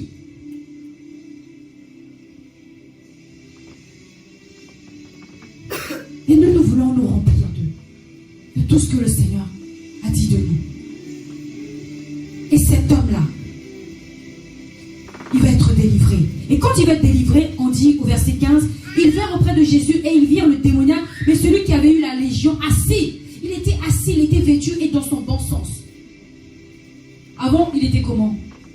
Il était dans le mauvais sens. J'avais donné un enseignement il y a 2 ans de ça, je pense. C'était quoi, David? Hors de sens, mais dans la volonté de Dieu. Voilà ce que le Seigneur veut de nous. Il était dans le bon sens. Et ils furent quoi? Saisis de frayeur. Je prie que tes ennemis soient saisis de frayeur. Que tous ceux qui se sont levés contre ta vie soient saisis de frayeur. À la vue de ce qu'ils vont voir. À la vue de ce que tu vas manifester. Alléluia. Et ce qui va se passer, c'est que ceux qui avaient vu ce qui s'était passé leur racontèrent ce qui était arrivé aux démoniaques et aux pourceaux. Et se mirent à supplier Jésus de quitter leur territoire. Est-ce que vous comprenez ça? On vient de faire un miracle dans votre pays. Dans votre pays, il n'y avait jamais eu de miracle. Et vous vous posez la question, mais comment il a fait? Non, lui, il est trop bizarre. Et ils vont lui demander de partir. Ils vont demander à Jésus de quitter le territoire. Le Seigneur nous donne toujours le choix d'accepter, en fin de compte, son action dans notre vie.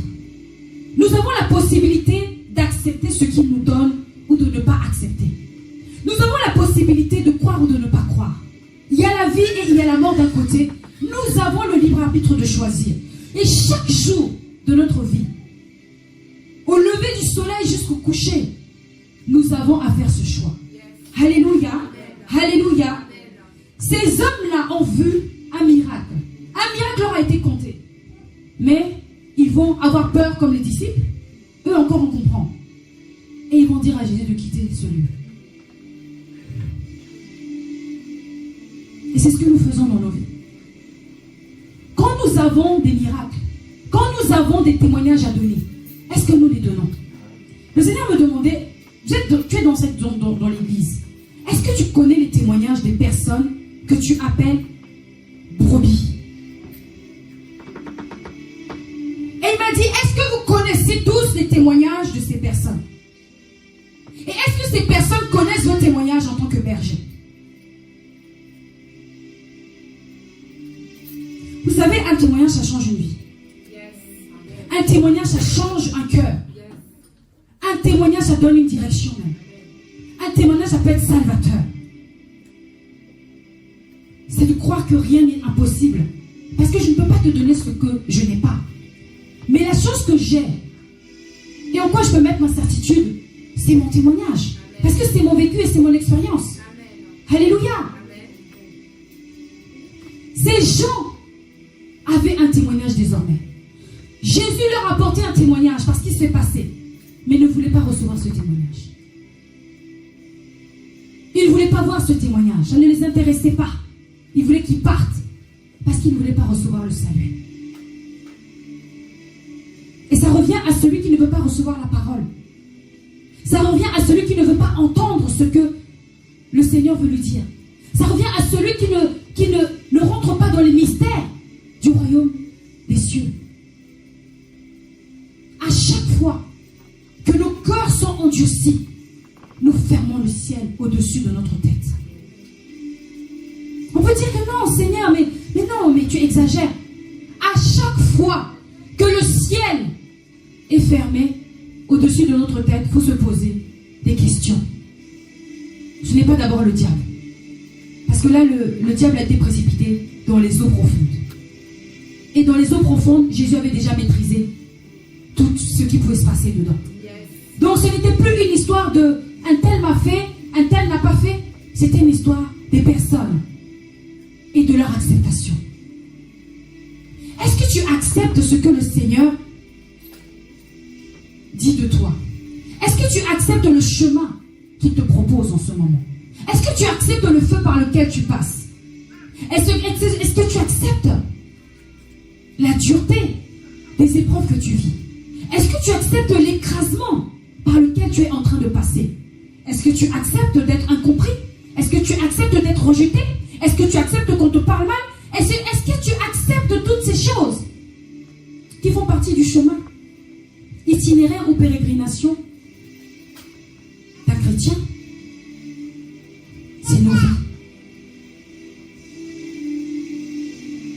Je me rappelle, il y a un temps où je disais au Seigneur, il faut me sortir de là. Le Seigneur me dit, mais attends, si je te sors de ce feu, tu ne vas pas savoir comment est-ce qu'il brûle. Et c'est là qu'il me révélait qu'il y avait plusieurs feux, plusieurs dimensions de feu. Et les températures, elles allaient de plus en plus hautes. Il a dit, mais si tu sautes ça, tu vas quand même aller de l'autre côté. Sauf que de l'autre côté, comme tu n'auras pas goûté à la chaleur de ce feu-là, ça va te brûler. Tu vas devoir revenir en arrière. Donc accepte. Mais je n'étais pas obligée d'accepter. Alléluia. Nous avons tous une tombe. Nous avons tous un sépulcre dans lequel nous sommes. Il était là parce qu'il devait mourir à lui-même. Il était là parce qu'il devait recevoir quelque chose de nouveau. Il était là parce qu'il y avait un commencement qui devait se faire pour lui. Un jour nouveau pour lui. Alléluia. Et cet homme-là, il va vouloir aller avec Jésus. Mais qu'est-ce que Jésus va lui dire?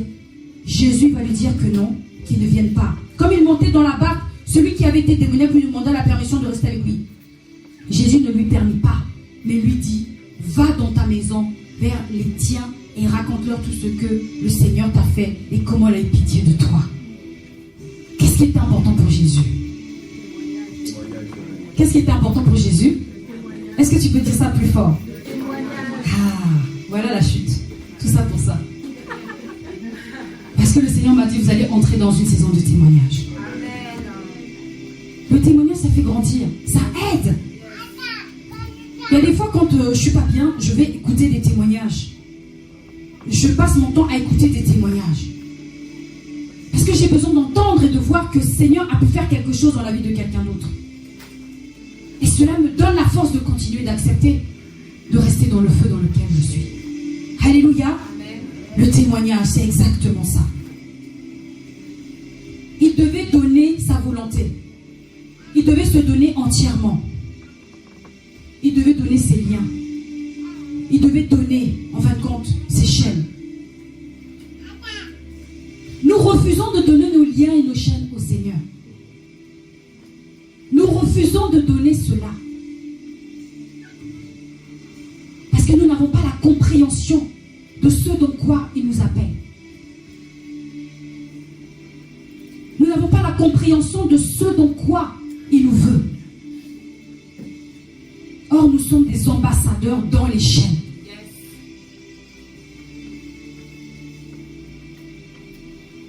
Nous sommes des ambassadeurs dans les chaînes. Quand le Seigneur m'a dit de donner ce message, parce que j'avais eu à échanger avec une bien-aimée qui est dans un pays étranger, qui avait un souci, qui m'avait appelé. Et le Seigneur m'a donné cette parole pour elle, mais c'était pour sa famille. Et c'était dans un autre contexte. Et on a eu beaucoup d'autres révélations, c'était vraiment très fort. Et quand il a changé le message, il m'a dit de donner ce message, mais il m'a donné une autre direction. J'ai dit, oh, c'est moins drôle. Mais bon. C'est parce que nous devons comprendre en fin de compte que il y a des choses en nous qui doivent accepter de tomber. Il y a des liens dans nos vies qui doivent accepter de se briser. Mais ce n'est pas Jésus qui va venir te forcer. C'est toi, avec ta propre volonté. L'habitation dans laquelle il t'a mise, le lieu, la tente dans lequel il a pu te placer, est-ce qu'il est bien investi? Pose-toi la question aujourd'hui. Est-ce que le lieu dans lequel il a pu me mettre, parce qu'on parle d'esprit qui occupait en fin de compte le corps d'une personne, mais quand ces esprits occupaient le corps d'une personne, c'est occuper aussi sa vie. Il ne pouvait pas être celui que le Seigneur voulait qu'il soit. C'est se poser la question, comment est-ce que j'occupe le lieu en fin de compte que le Seigneur a prévu pour moi sur terre, qui représente ton corps, qui est le temple du Saint-Esprit? De quelle manière tu l'occupes? Dans l'esprit, dans l'âme, et même physiquement, comment est-ce que tu l'occupes? Comment est-ce que tu te déplaces avec ce corps? Qu'est-ce que tu fais de ce corps? Qu'est-ce que tu fais de cette tente que tu es? Qu'est-ce que tu fais? Le Saint-Esprit a besoin de corps. Le Saint-Esprit a besoin d'une chose matérielle, d'un instrument. Et tu es cet instrument. Mais qu'est-ce que tu fais de l'instrument que tu es? As-tu oublié que tu es le temple du Saint-Esprit? As-tu oublié que tu ne t'appartiens pas toi, seul? As-tu oublié que tu es la tente de Dieu? Que tu es son temple? Et qu'il a besoin d'être accueilli pleinement en toi. Parfois nous lui cédons une partie et tout le reste c'est pour nous-mêmes. C'est pour moi. C'est pour ma vie. C'est pour mon ministère. C'est pour ma famille. C'est pour mon époux. C'est pour mes projets. Moi. Mais quel témoignage va sortir de toi? Quel témoignage va sortir de ton tombeau? Cet homme s'est levé et il est parti voir Jésus. Jésus lui a dit, non, reste avec les tiens. Ce qui m'a marqué, il a dit, va dans ta maison. À la base, c'était le titre que je voulais donner. Va dans ta maison, vers les tiens, et raconte tout ce que le Seigneur t'a fait et comment il a eu pitié de toi. Il y a quelque chose que tu dois raconter à partir de ta maison. Il y a quelque chose que tu dois raconter. Le Seigneur nous appelle à être des œuvres en progression. Mais est-ce qu'on a l'impression d'avoir progressé? Nous sommes au mois de mai, bientôt le mois de juin. Est-ce que nous avons progressé? Alléluia! Est-ce que nous avons progressé? On a dit itinéraire ou pérégrination. Est-ce que nous sommes dans les pérégrinations ou est-ce que nous sommes dans l'itinéraire? Comment est-ce que tu es en train de marcher avec cette tente? Le peuple d'Israël qui est en train de se déplacer dans le désert, se déplacer comme ça, avec la tente. Mais qu'est-ce qui s'est passé? Ils sont quand même morts. Donc tu peux te déplacer avec un semblant de la présence de Dieu. Mais il y a beaucoup de choses en toi qui sont mortes. Et qu'est-ce qui va sortir de toi? Quel témoignage tu vas donner? Parce que le témoignage c'est la vie. Le témoignage c'est la bonne nouvelle. Et cet homme, le but final de Jésus, c'était quoi? C'était qu'il soit un évangéliste. Il lui a dit non, ne viens pas. Et ce que j'ai compris, c'est que cet homme, à cette époque, était devenu un des hommes les plus puissants. Parce qu'il a pu convertir 10 villes. 10 villes. On imagine un homme qui avait 2000 démons, n'est-ce pas? Bon, on dit 1 en chasse 1000, 2 en chasse 10 000. Bon, faites maintenant le calcul prophétique. Donc, s'il y en avait 2000, vous allez multiplier par quoi? 2 en chasse 10 000, on a dit. 2 en chasse 10 000. Cet homme était rempli. Parce que la nature a horreur du vide. Et il est parti comme ça. Il a pu donner ce qu'il avait reçu. Le Seigneur m'avait donné le mot dunamis, on ne va pas rentrer dedans, ce serait trop long. Mais c'est la puissance du mouvement. C'est la puissance du Saint-Esprit. C'est la puissance qui te pousse à aller. C'est la puissance qui te pousse à agir. C'est la puissance qui te pousse à donner la vie. Et cet homme, il avait reçu le dunamis. Il déployait la puissance partout où il allait dans la Décapole. Décapole, c'est 10 villes. Et c'était à la hauteur de ceux qu'il avait reçus, de ceux qui étaient entretenus dans son corps. Je déclare, je prophétise sur ta vie. Que tu puisses avoir la grâce de recevoir le triple, le quadruple de ce pourquoi tu as souffert. Je ne sais pas ce qui te fait pleurer. Je ne sais pas ce qui te tient en captivité depuis tant d'années. Mais le Seigneur me dit de dire à une personne ici que tu arrives à la fin de cette saison.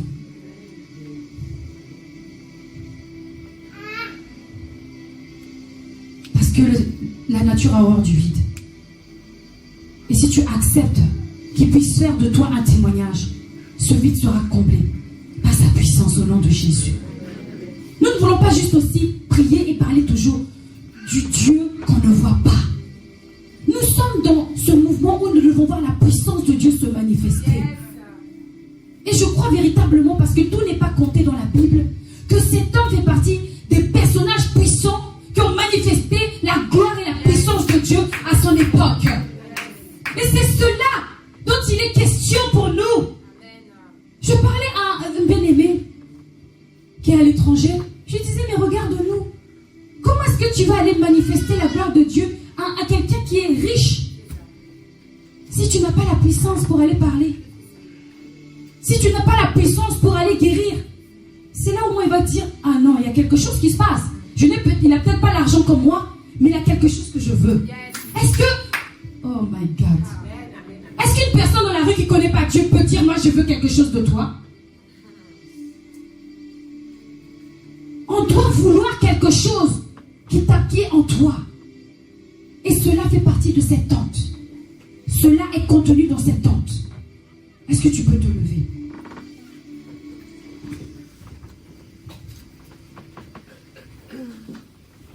Quand on parle de la pensée de Dieu, on parle de sa manière de concevoir, en fin de compte, notre vie. Il est le même hier, il est le même aujourd'hui et il sera éternellement le même. C'est-à-dire que pour Dieu, il n'y a pas de surprise. Pour Dieu, les choses sont déjà établies. Les graines sont déjà jetées. La semence est déjà jetée. C'est la manière dont on va percevoir, dont on va accueillir la chose. Alléluia. On pourra se tenir là autant de fois, autant d'années, autant de jours, autant de dimanches, autant de veillées que l'on veut. Tant que tu as juste la faucille, mais que tu n'as pas appris à détecter, tu n'as pas appris à décrire, tu n'as pas appris à comprendre, tu n'as pas appris à transcrire, à traduire. En fin de compte, la pensée de Dieu, le langage de Dieu, tu ne pourras pas entrer dans les promesses. Quel que soit là où tu seras, c'est valable pour toute ta vie. Que ce soit au travail, que ce soit à l'église. Parce que quand on parle, on a l'impression parfois qu'on ne parle que pour l'église et les personnes sont parfois frustrées. Et pour moi, pour ma vie, moi, pour ma vie. Non. On parle, une parole est donnée en fin de compte, avec plusieurs strates. Il y a pour ta vie toujours dedans. Quand tu viens à l'église, c'est dans la pensée de Dieu de pouvoir nous réunir ici. Et que l'on puisse pas juste être un club de bonnes personnes gentilles. Nous devons être des témoins vivants de Christ. Nous devons manifester sa puissance. Non plus seulement par la bouche, mais par des actes. Alléluia.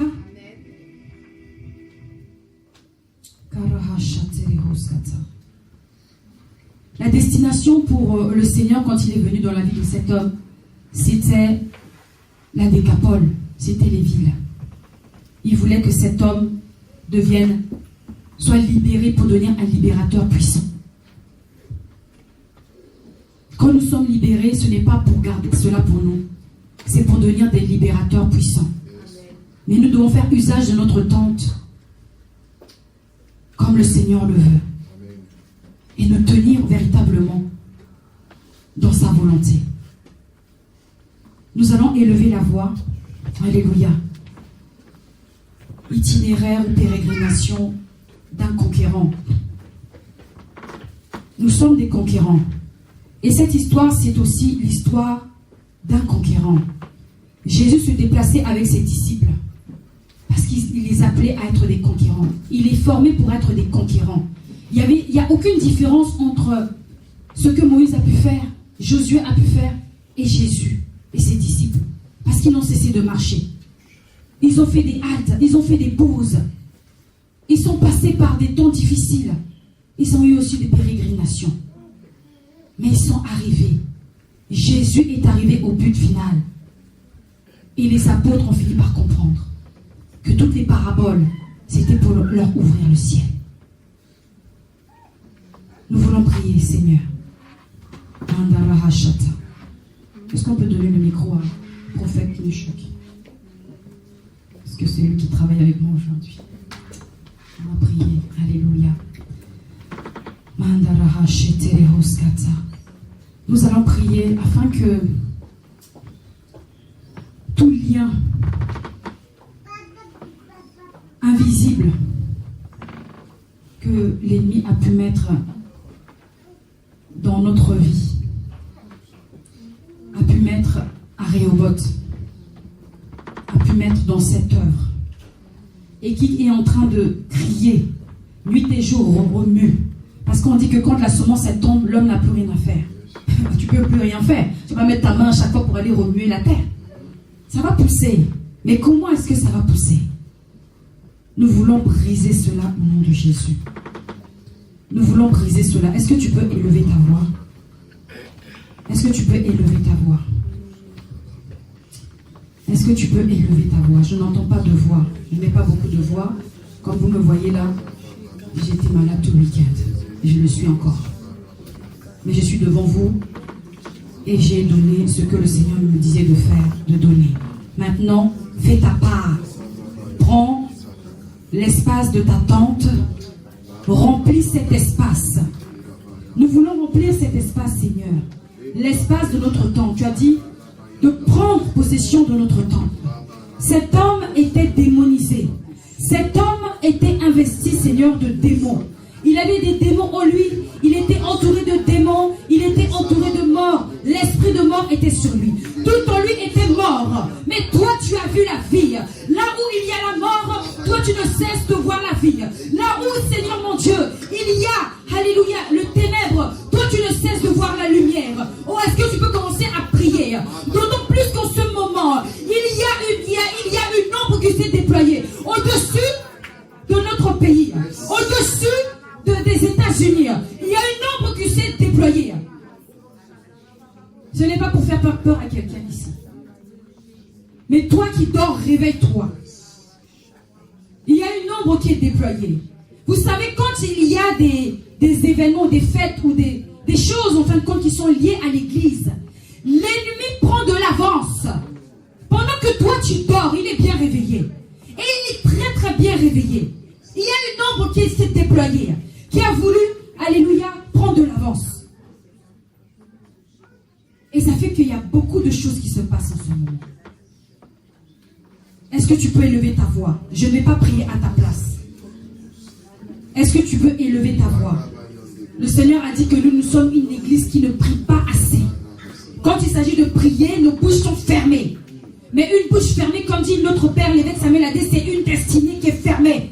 À chaque fois que tu ne cesses, que tu ne veux pas ouvrir ta bouche, tu fermes en fin de compte les choses que le Seigneur voudrait mettre entre tes mains. Les choses que le Seigneur t'a déjà données. Il est barusso toroha savazekete. Leta ramashekete lika ramasata. Ramasheke lika ramasata. Seigneur, nous élevons la voix, Seigneur, contre toute limitation. Nous brisons, Seigneur, tout esprit de mort. Tout esprit, Seigneur, toute ombre de la mort qui s'est déployée, Seigneur, au-dessus de Rehoboth, au-dessus de nos vies, au-dessus de notre communauté. Seigneur, nous le réprimons.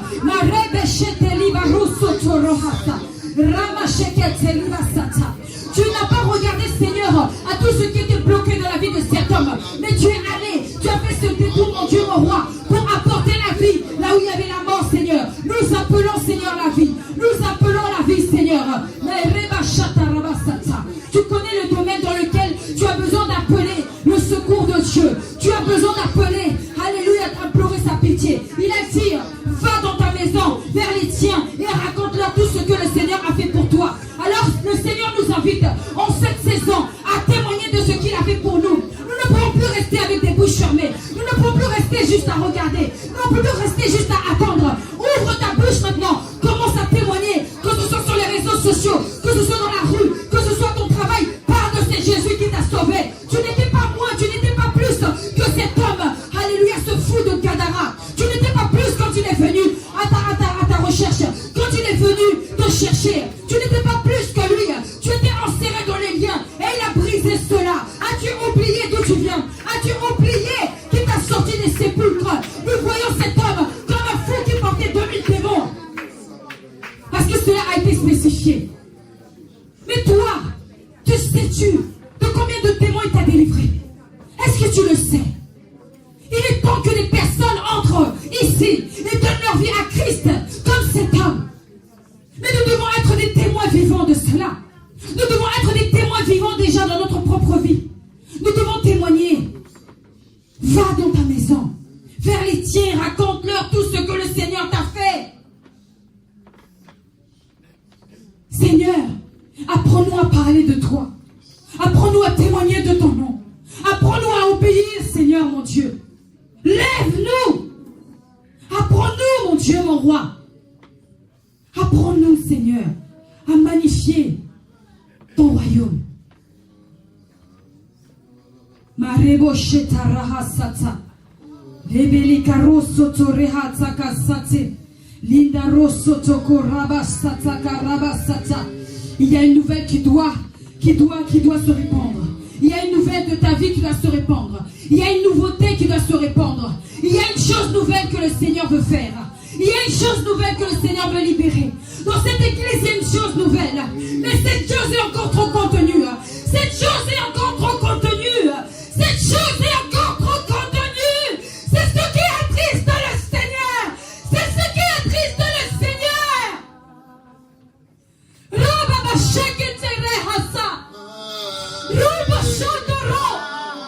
Comment pouvez-vous voir une maison s'écrouler et dormir? On a dit qu'il y avait une activité nuit et jour. Ce n'est pas juste le dimanche. Ce que tu te trouves à faire, fais-le. Ce que ton cœur dit de faire, fais-le. Pourquoi? Cet homme, il a donné sa volonté. Il a donné ses liens afin de devenir enchaîné en Christ. Ambassadeur dans les chaînes. Ambassadeur dans les chaînes. Ambassadeur dans les chaînes. Marebo Chatorohasa. Marebe Sita Raba Chataraha. Surobo Sikata. Il y a des choses que le Seigneur refuse de ta vie parce qu'il ne trouve pas la nécessité que tu les fasses. Il ne trouve pas la nécessité que tu les touches. Il ne trouve pas la nécessité parce qu'il t'appelle à autre chose. Mais tu t'entêtes à vouloir faire. Tu t'entêtes à vouloir te tenir. Tu t'entêtes à tenir tête au Seigneur. Lâche prise. Lâche prise. Lâche prise. Lâche prise. Lâche prise. Lâche prise. Ces hommes qui ont vu leur troupeau aller dans la mer se jeter en eu peur. Mais alors de venir se prosterner devant le Seigneur, ils ont préféré dire à Jésus, quitte le lieu. C'est ainsi que nous disons au Seigneur, quitte le lieu, quitte l'église, quitte nos vies, quitte notre travail, quitte notre famille, quitte.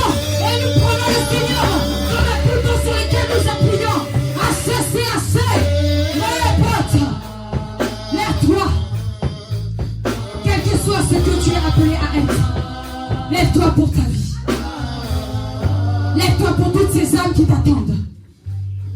Il y avait 10 villes qui attendaient cet homme. 10 villes, un homme qui avait porté 2000 démons. 2000 démons. Il a pu convertir au moins, minimum, plus de 200 000 personnes. Toi, pose-toi la question. Depuis 2023, qui as-tu converti? Quelle vie a été transformée par toi? Qui a reçu une délivrance de ta part? Est-ce que tu as été un instrument pour un frère, une sœur? Ou est-ce que tu regardes mourir? Ou est-ce que tu regardes mourir? Jusqu'à quand? Tu ne sais ni l'heure, ni le temps, ni le jour. Tu ne connais même pas l'année. Tu ne sais pas si ce soir, en rentrant, ça sera ton dernier jour. Cet homme voulait s'attacher à Jésus. Mais ce qu'il ne comprenait pas, c'est que, en ayant tout donné, il était devenu cet adorateur en esprit et en vérité.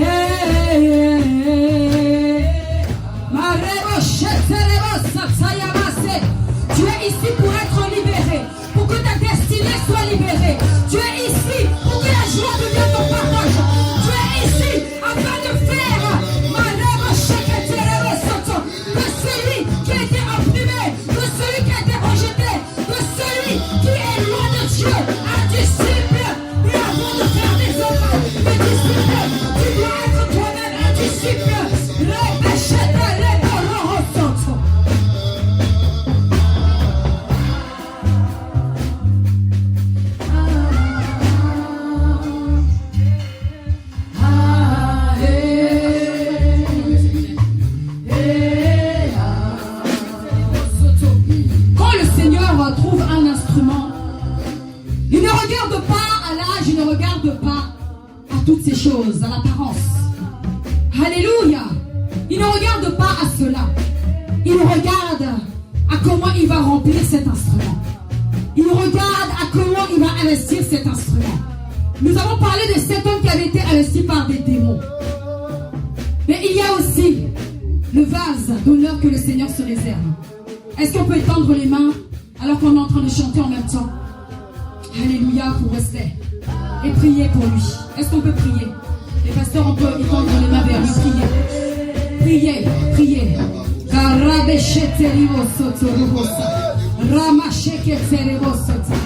Seigneur, voici devant toi ton instrument. Voici, Seigneur, nous sommes dans ces temps de joie, Seigneur.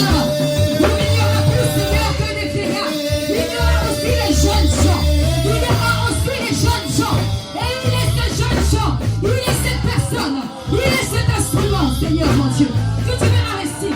Nous prions afin qu'il soit gardé. Nous prions afin qu'il soit protégé. Nous prions, Seigneur, mon Dieu, afin, Seigneur, que ces yeux, alors qu'ils sont en train de s'ouvrir, puissent être, Seigneur, gardés, protégés au nom de Jésus. Une muraille de feu autour de ses pensées, une muraille de feu autour de sa tête, une muraille de feu autour de son esprit, qu'il soit gardé nuit et jour. Que cette sémence, Seigneur, que tu as fait tomber en terre, puisse germer selon ta contenance, en son nom au nom de Jésus. Que rien ne puisse être volé, que rien ne puisse être renversé, que rien ne puisse être travesti. Au nom de Jésus, Seigneur, nous les déconnectons, Seigneur, à tout esprit contraire, Seigneur, mon Dieu, à l'esprit de Dieu. L'esprit de Dieu repose sur lui. L'esprit de Dieu repose sur lui. L'esprit prophétique, l'esprit de Dieu du prophète repose sur lui, Seigneur. Oh, ne dis pas que tu es trop jeune. Oh, il a dit à Jérémie, ne dis pas que tu es trop jeune. Nous voulons harmoniser, Seigneur, toutes ces choses en lui. Nous voulons harmoniser toutes ces choses en lui. Que ces choses, mon Dieu, ne le fasse pas fuir comme ces hommes qui ont fui devant toi. Mais que ces choses, mon Dieu, alléluia, puissent t'élever pour la gloire de ton nom.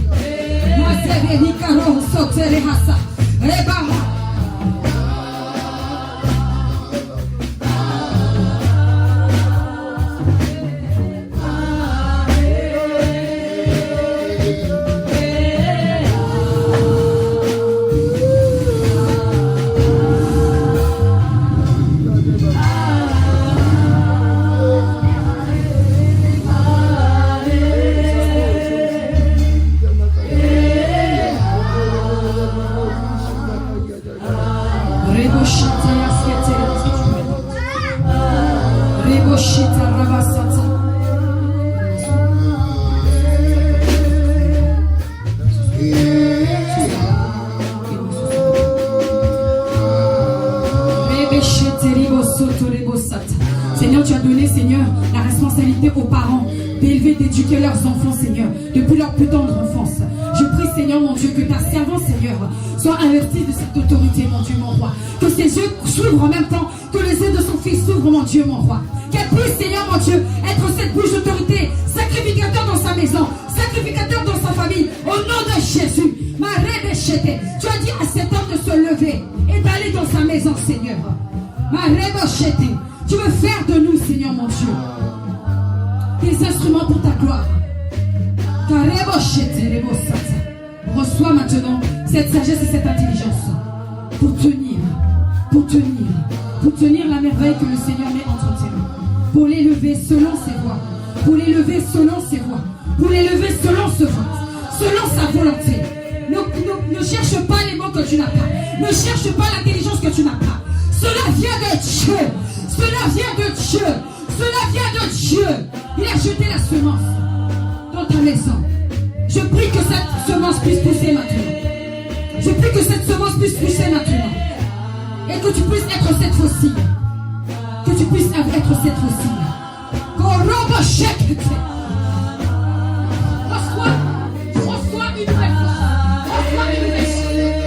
une nouvelle force. Reçois cette nouvelle force. Reçois ce courage. Reçois ce courage. Ne dis pas je ne suis pas capable. Tu es capable. Rêve d'échapper libre faute. Seigneur, tu nous donnes l'intelligence, l'esprit de discernement, la sagesse et le courage et la force qui lui manquaient. Seigneur, nous soit donné maintenant. Je prie, Seigneur, pour un mouvement, Seigneur, dans leur maison, au nom de Jésus.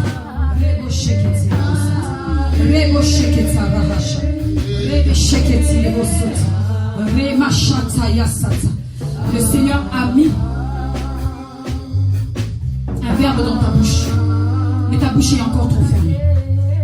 Le Seigneur a mis un verbe dans ta bouche, mais ta bouche est encore trop fermée.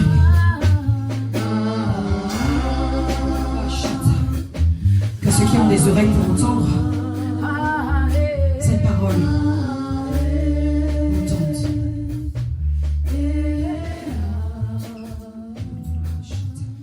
C'est bon.